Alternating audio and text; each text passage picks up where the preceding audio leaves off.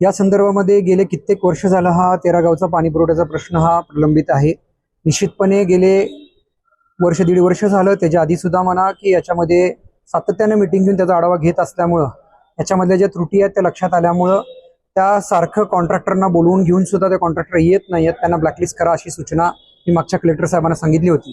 त्यांना संधी दिली होती 15 दिवसापूर्वीची की त्यांनी येऊन बाबा त्यांचं प्रेझेंटेशन किंवा त्यांचं काम पूर्ण करावं या दृष्टिकोनातून, पण ते काय काम पूर्ण करत नाहीत असं एकंदर दिसत नाहीये।